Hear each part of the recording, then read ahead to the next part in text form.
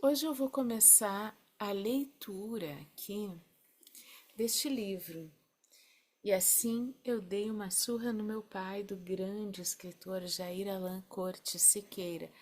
Eu comecei a ler esse livro uns meses atrás, li até um certo ponto, mas depois eu não dei continuidade. Então eu queria já há um tempo fazer isso, de fazer essa leitura aqui, né, de várias coisas, é mais como que para mim, mas ao mesmo tempo me compartilhando, porque vá que alguém de repente, né, tenha vontade de acompanhar, tudo pode.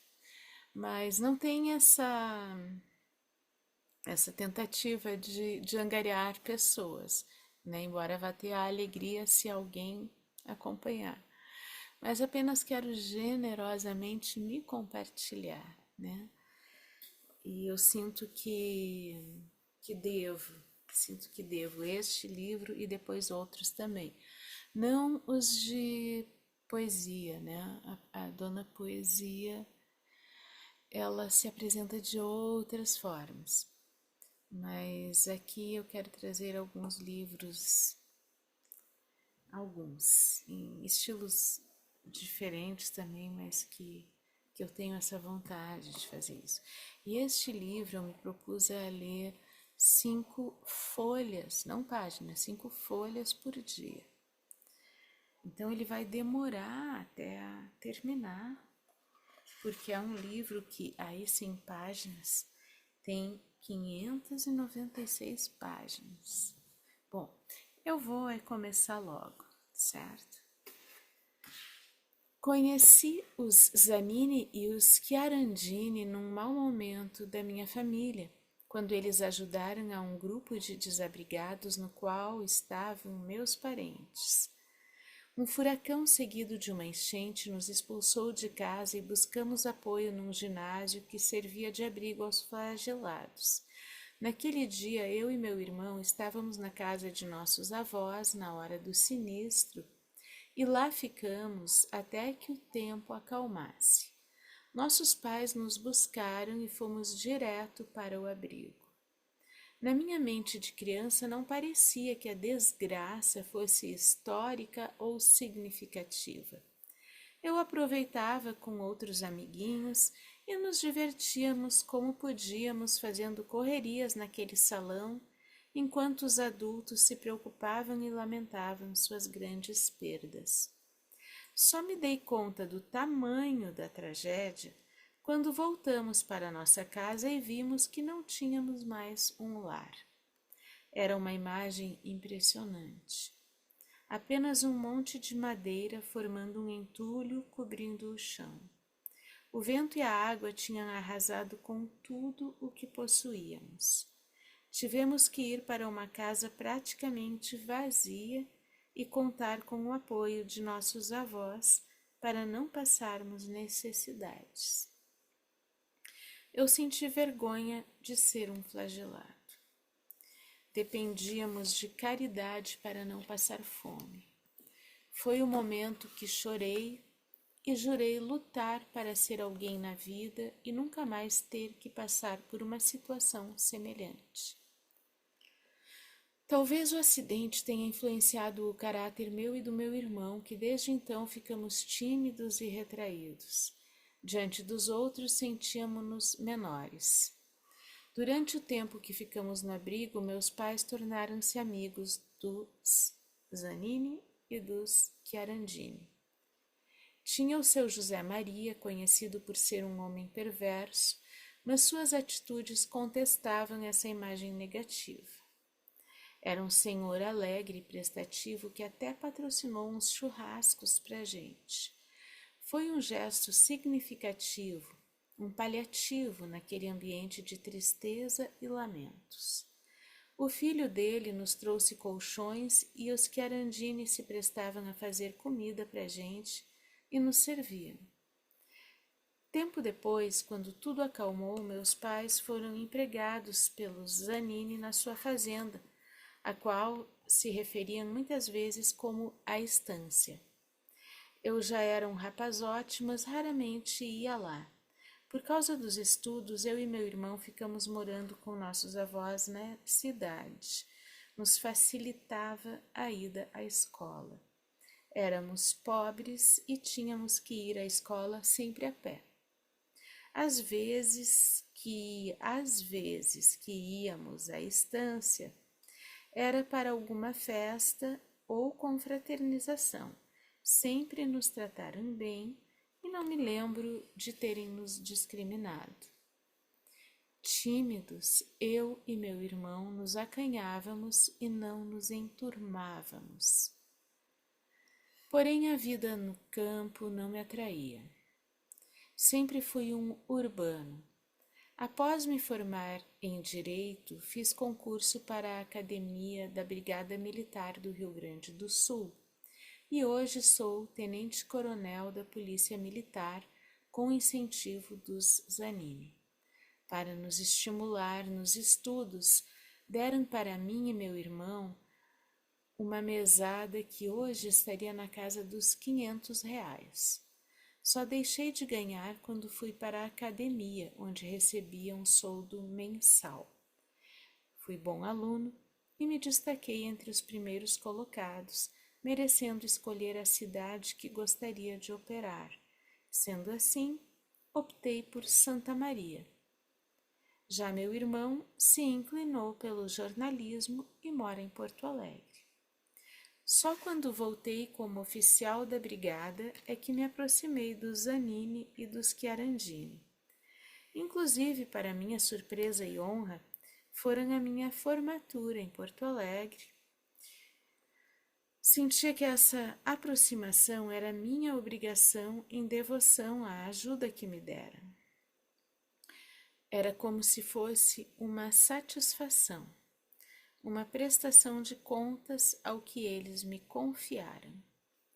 Na realidade, fiquei íntimo. Hoje, o seu Luiz Mário e a dona Catelli são meus sogros e avós muito queridos dos meus filhos. Nem se importaram por eu ser 18 anos mais velho que minha mulher. Se bem que minha cara ajudava. Eu não aparentava a idade que tinha, parecendo ser mais jovem. O sangue índio talvez tenha me proporcionado ser praticamente um imberbe até os 21 anos de idade. Meu pai dizia com orgulho que era filho de um índio da tribo Tamoio. Ofendia-se quando o chamavam pejorativamente de bugre. Essa intimidade me proporcionou a chance de conhecer as histórias dessas famílias e admirá-las. Elas também tinham um carinho enorme pelos meus pais e os estimavam mais como amigos do que como empregados. Meu pai dizia que nunca se sentiu como um simples peão de estância. Às vezes até parece que sou um dos donos, gabava-se meu velho, que, sob complacência dos proprietários, ficou nas terras mesmo aposentado. É claro que muita coisa ainda não sei sobre as duas famílias. A maioria dos eventos que soube foi por intermédio da minha mulher. Muita coisa soube também de meus sogros e dos meus pais, nas vezes que passava algum tempo na fazenda com a minha prole. Em rodas de família, eles adoravam contar causos antigos das aventuras que passaram. Só não gostavam de comentar a maior das aventuras.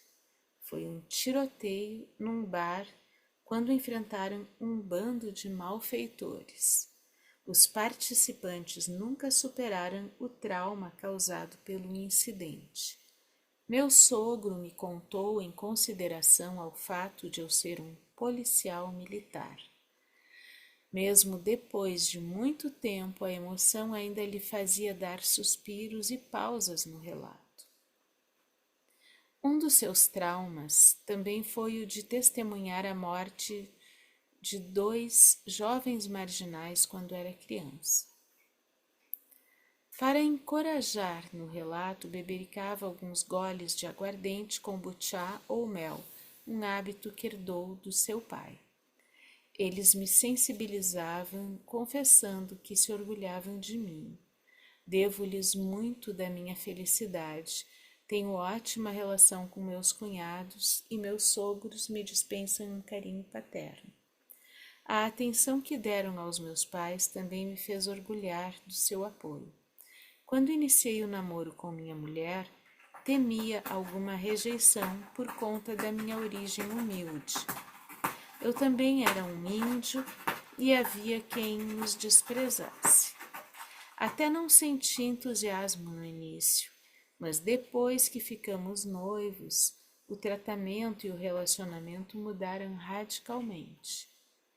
Passaram a me tratar com muito carinho e consideração. O menino acanhado deixou de existir. Aos poucos, fui deixando a timidez de lado e tomando mais liberdade nesse convívio que me dá muito prazer. Nessas minhas memórias presto uma homenagem a eles. Sou um grão de areia nas suas existências, um mero espectador, mas um admirador, confesso. Meu sogro é um exemplo de vencedor e seu pai um exemplo de perseverança, de alguém que consegue mudar seu caráter e fazer uma volta de 180 graus na sua existência. Um dos prazeres de minha vida era ouvir as histórias deles e conviver com quem os cercavam. Com minha vida pacata, tenho até inveja deles que tiveram uma existência tão intensa, tanto que prefiro ficar no anonimato. Um primo ressentido. 1989. Catiele esperou pacientemente até ser atendida. Ficou ali na sala de espera folheando revistas. Estava ansiosa, mas estava decidida. Ficaria o tempo que fosse necessário. Aquela conversa urgia. Não sabia como seria aquele encontro. Temia de se deparar com um homem taciturno, cujas cicatrizes pudessem ter endurecido seu coração. Como reagir se ele fosse agressivo? Aceitou um cafezinho que a secretária lhe oferecera, mesmo não sendo muito adepta ao hábito, mas era uma forma de passar o tempo ou então servir como calmante. O movimento de pessoas era grande. O escritório era amplo, com várias mesas onde clientes eram recepcionados. Sofás acomodavam os que esperavam sua vez de serem atendidos. Não era seu caso. Ela queria falar com o dono da firma. Teria de esperar. Algumas pessoas já estavam agendadas para serem atendidas antes. Olhou para o relógio e permanecia assim há quase 1 hora, quando um grupo saiu do escritório do dono da imobiliária. Foi chamada em seguida. Um alemão robusto a esperava. Entrou na sala onde Luiz Mário redigia um texto na máquina de escrever que ficava em cima de uma mesa escorada na parede ao lado de sua mesa.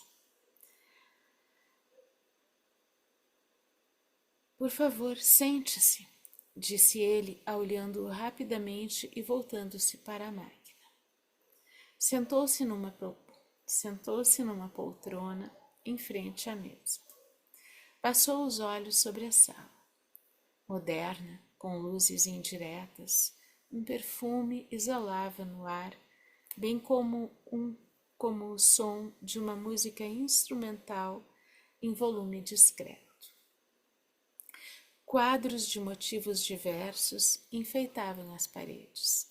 Fotografias de um conjunto musical mostravam que o dono havia sido músico. Luiz Mário guardou o que estava escrevendo numa pasta e então voltou-se sorridente à cliente. Observou que a moça era uma loira muito bonita, pouco gordinha, com uma aliança no anelar da mão direita. Não era obesa e seu corpo era muito uniforme. Sentiu-se encantado pela beleza da cliente. Era seu lado masculino se manifestando, mas tinha que respeitar quem lhe procurasse. Então tá, bom dia. Desculpa a demora, mas tínhamos muita coisa para resolver hoje. Em que posso lhe servir? Me disseram que a senhorita fazia questão de falar apenas comigo. Ela não fez rodeios e foi direto ao assunto que a levara até ali. Procurou manter um sorriso como estratégia. Parecer simpática era fundamental. Acho que tu não sabes quem eu sou. Quando nasci, tu já não vivias com teus pais. Eu me chamo Caccelli. Sou tua prima, filha da Gianina Marcos Chiarandini e o Ricardo Chiarandini. Ele manifestou alegria no olhar ao ouvir aqueles nomes. Gianina? Isso. Ele fez um ar de surpresa e jogou o corpo na cadeira, passando a mão esquerda na cabeça, enquanto batia na guarda com a direita. Sério? Que bela surpresa! Só sabia da existência do teu irmão, mas era um bebê. Acho que tinha 1 ou 2 anos. Ô, guria, não sabia que tinha uma prima tão bonita. Parabéns. Ela sorriu usando um clichê como resposta. Obrigada, são seus olhos. Olhos nada, não subestime meu bom gosto e nem minha inteligência em discernir coisas belas. Inclusive para fazer galanteios? Ele não encarou a pergunta como uma advertência. Desde que sejam sinceros. Eu seria uma ameba se não reagisse a isso. Sou muito expansivo, digo o que se passa na minha cabeça, independente da interpretação que se possa dar ao que falo. É uma questão de excitar a formação de dopamina. Não entendi. É o hormônio da felicidade.